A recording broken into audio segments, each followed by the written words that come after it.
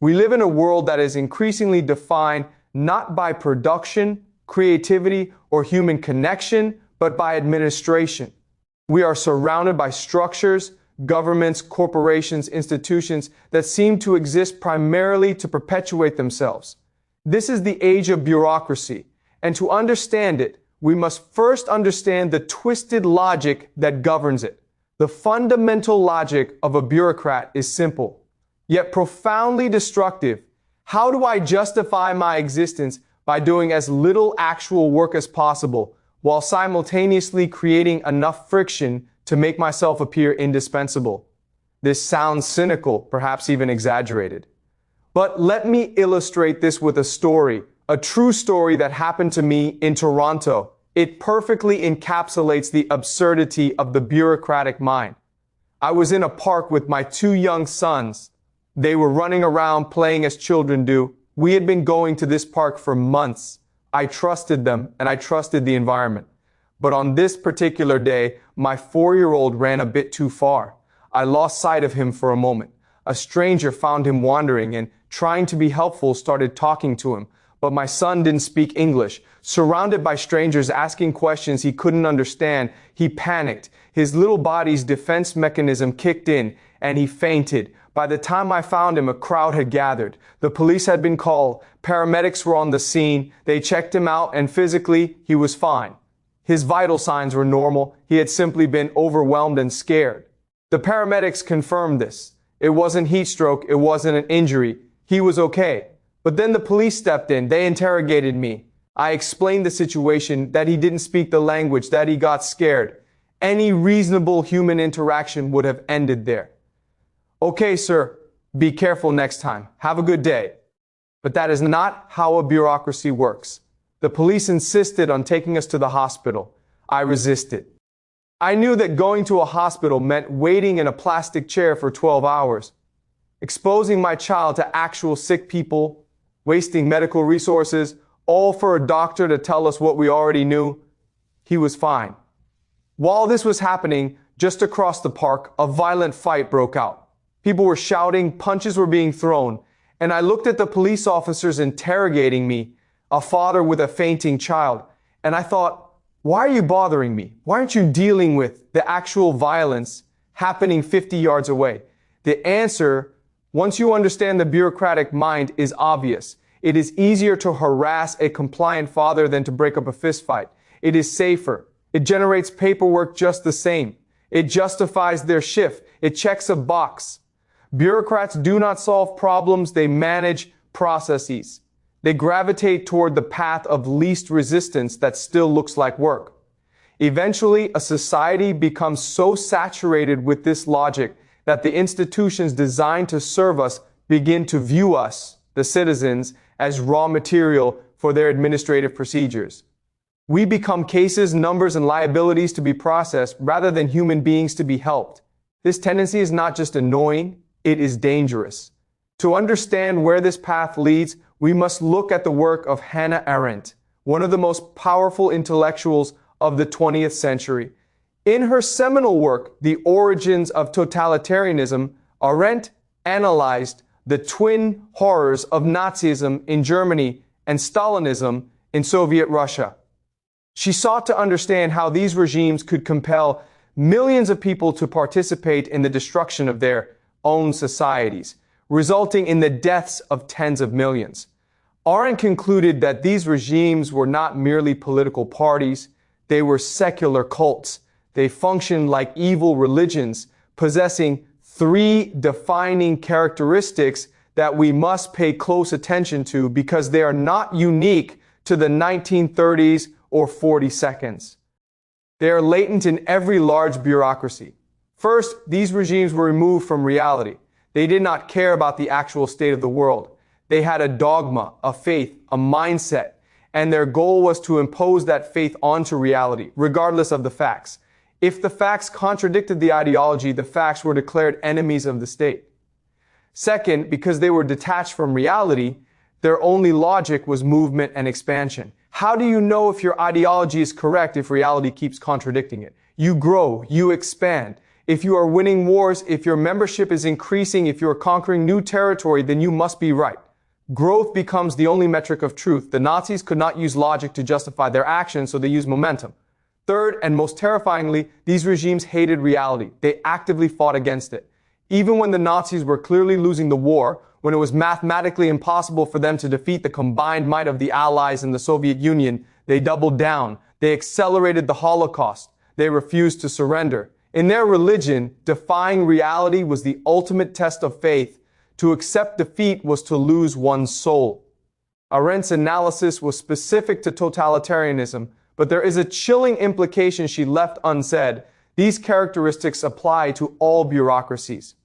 Over time, all governments, all corporations, all large institutions tend toward totalitarianism. They detach from the reality of the people they serve. They become obsessed with their own expansion, more budget, more staff, more regulations, and eventually they begin to war against reality itself, trying to force the complex organic world to fit into their rigid mechanical spreadsheets. They justify their existence not by solving problems, but by creating them. Seeing like a state, the war on complexity to deepen our understanding of this war on reality. We turn to James C. Scott and his brilliant book, Seeing Like a State. Scott asks a fundamental question: why do so many well-intentioned government schemes fail so miserably? Why do attempts to improve society often lead to disaster? His answer is that the state views the world through a specific, distorted lens. The state cannot deal with complexity. It cannot deal with the messiness of organic life. It needs to simplify, categorize, and standardize. Bureaucracy is a machine. It is hierarchical, static, and mechanical. Society is a forest. It is diverse, interconnected, organic, and constantly changing. For a bureaucracy to function, it must turn the forest into a machine. It must destroy diversity to create legibility. It must destroy spontaneity to create control. Let me give you a concrete example. If I ask you, who are you? How would you answer? You might say, my name is Ben. I grew up in Beijing. I love jazz music. I'm worried about my math test. I hope to travel to South America one day. To a human being, that is a meaningful answer. It tells me who you are. To the state, that answer is useless. It is noise. The correct answer to the state is male. Age 17, citizen ID number 123,456,789. That is all the state cares about. It needs to classify you in a way that makes you usable. You are a unit of labor. You are a potential soldier. You are a taxpayer. Your hopes, your history, your unique personality, these are irrelevant data points that cannot be entered into the spreadsheet. This process, stripping away your humanity to turn you into a standardized unit, is the administrative ordering of nature and society, and it has catastrophic consequences. Scott provides a devastating example from 19th century Germany. The state looked at its forests and saw a problem. The forests were messy. They were full of different types of trees, shrubs, undergrowth, and chaotic wildlife. From a bureaucratic perspective, this was inefficient. The state wanted lumber. It wanted a predictable revenue stream. So they came up with a brilliant solution. They cut down the old growth forests, they burned away the shrubs, and in their place, they planted neat, orderly rows of a single type of tree, the Norway spruce, that grew fast and provided good lumber.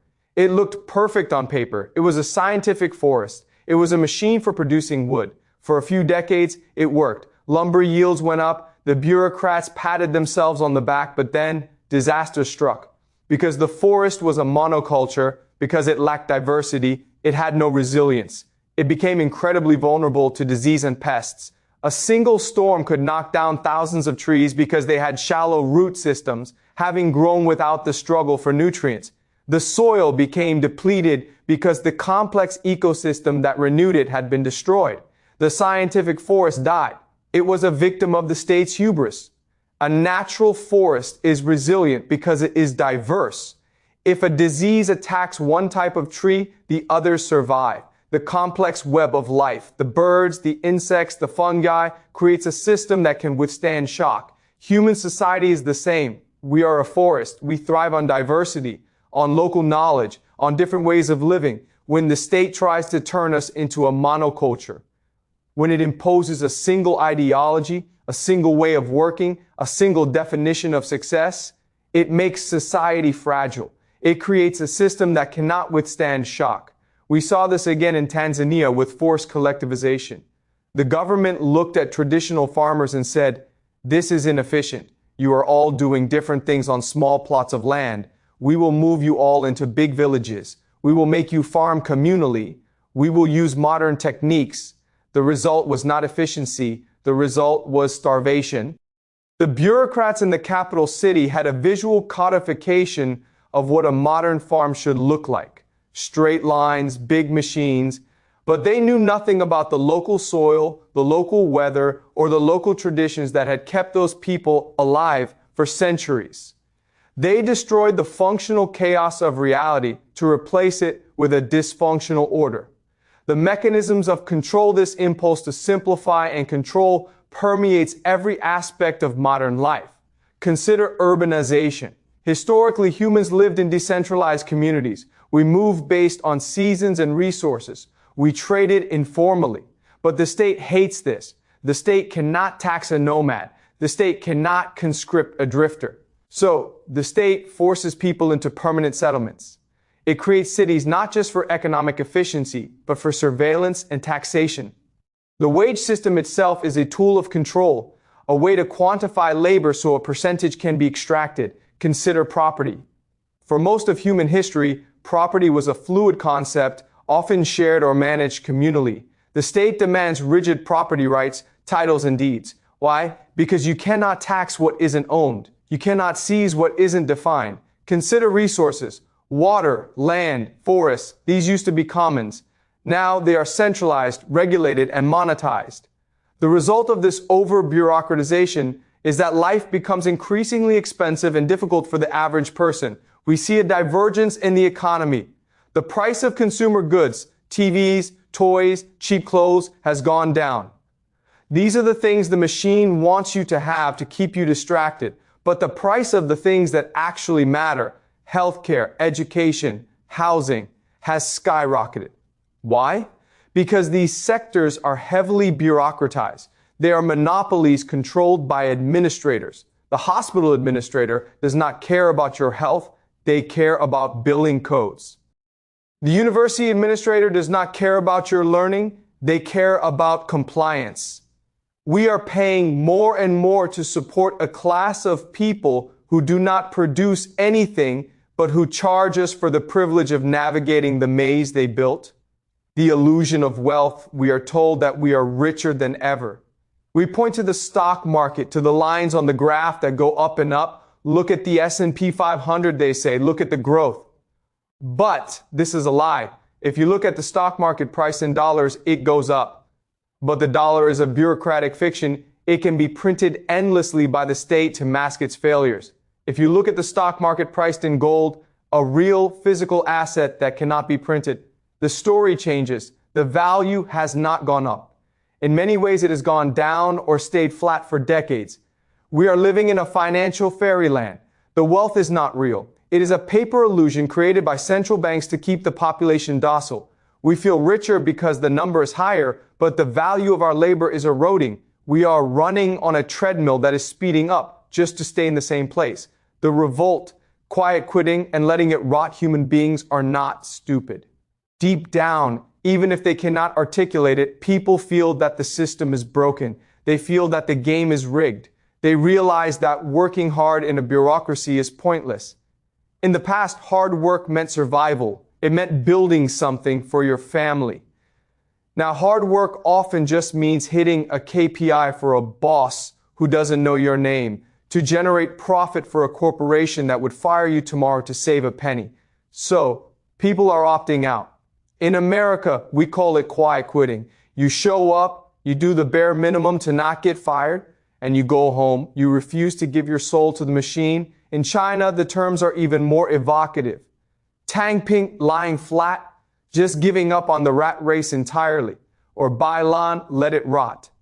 This is a profound statement of despair and rebellion. It says, the system is so corrupt, so hopeless, that I will not even try to fix it. I will let it rot. I will withdraw my energy and watch it crumble. This is the natural response to a world where human agency has been stripped away. When you treat people like parts in a machine, they stop acting like human beings. They become passive. They become cynical. They lose the spark of life. The decline of democracy, this bureaucratization, is also the death of democracy. We are told we live in democracies, we vote, we have parliaments and congresses, but do we really have power? Experts estimate that the capacity for ordinary people to influence political outcomes has collapsed over the last few decades. Why? Because the real decisions aren't made by the people we vote for. They are made by the permanent bureaucracy, the unelected officials, the regulators, the intelligence agencies, the central bankers. These people do not answer to the voters. They answer to the logic of the machine. They answer to the imperative of expansion and self-preservation. A politician comes and goes. The bureaucracy remains. It is an iron cage that has descended over society, suffocating the feedback loops that keep a civilization healthy. And because it cannot hear us, because it refuses to listen to the noise of human reality, it is steering us toward disaster. The psychological toll. The cost of this system is not just economic or political, it is psychological. It devours the soul. When you spend your day performing fake work, writing reports no one reads, attending meetings that decide nothing, following rules that make no sense, you suffer a spiritual injury. You know that your life energy is being wasted. You know that you are not contributing to the world. You are just greasing the gears of a machine that might actually be making the world worse. This creates a profound sense of alienation. It leads to depression, anxiety, and a feeling of meaninglessness. We try to fill the void with consumption, with entertainment, with drugs. But the void remains because the human spirit needs to create, not just process, the inevitable failure. So, where does this end? Hannah Arendt and James Scott give us the answer. These systems always fail.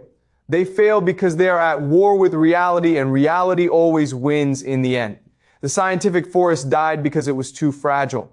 The Soviet Union collapsed because its central planning could not account for the complexity of human needs. The modern bureaucratic state is heading toward the same fate.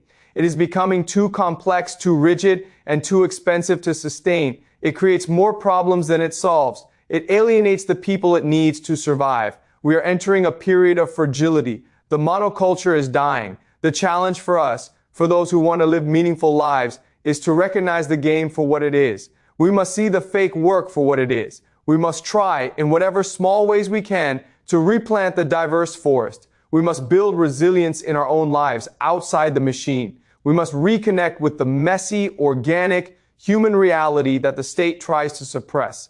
Because when the machine stops, the forest will be all we have left. Extended analysis, the mechanisms of bureaucracy to truly grasp the age of fake work, we must delve deeper into the specific mechanisms that allow bureaucracy to thrive at the expense of productivity and humanity. 1. The metrification of everything. Bureaucracy thrives on metrics. It needs to measure things to control them. But the most important things in life, trust, creativity, quality, care, cannot be measured. So the bureaucracy creates proxies. In education, we don't measure learning, we measure test scores. This leads to teaching to the test, where students learn to memorize but not to think. In healthcare, we don't measure wellness, we measure procedures performed and patients processed. This leads to a system that treats symptoms but ignores the whole person. In business, we measure quarterly profits, ignoring long-term sustainability or employee well-being. This obsession with metrics, Goodhart's law, means that once a measure becomes a target, it ceases to be a good measure. People game the system to hit the numbers, destroying the actual value in the process. 2. The credentialist trap. How does the bureaucracy select its enforcers? Through credentials. Degrees, certificates, licenses. These pieces of paper are supposed to signify competence, but increasingly, they signify compliance. To get a good job in the managerial class, you must spend years in the education system, itself a massive bureaucracy, learning how to follow rules, how to regurgitate information, and how to please authority figures. By the time you graduate, You have been thoroughly socialized into the bureaucratic mindset. You believe in the sanctity of the process. You believe that experts know best. This creates a barrier to entry that protects the managerial class from competition. It ensures that the people running the world are those most disconnected from the physical reality of how the world works. The plumber knows more about fluid dynamics than the regulator who writes the code for pipes, but the regulator has the power because he has the degree. 3. The proliferation of bullshit jobs. Anthropologist David Graeber famously coined the term bullshit jobs. These are jobs that even the person doing them feels are pointless. Corporate lawyers, PR flacks, strategic consultants, administrative assistants to administrative assistants. Why do these jobs exist? Because in a financialized, bureaucratized economy, the goal is not production, it is rent-seeking. Large organizations need armies of people to manage the internal complexity they have created. They need people to handle the compliance, the lawsuits, the image management. This is the essence of fake work. It is activity without productivity. It is motion without movement. And it is a trap. Millions of intelligent, capable people are spending their lives moving papers from one pile to another, knowing that if their job disappeared tomorrow, the world would not notice, or might even be better off. 4. The destruction of local knowledge. James Scott emphasizes the value of metis, local practical knowledge gained through experience. The farmer knows his land. The teacher knows her students. The captain knows his ship. Bureaucracy despises metis. It wants techne, universal, technical knowledge that can be applied anywhere by anyone. It wants standard operating procedures. When you replace local judgment with centralized rules, you get disaster. You get policies that make sense in the capital but destroy lives in the village.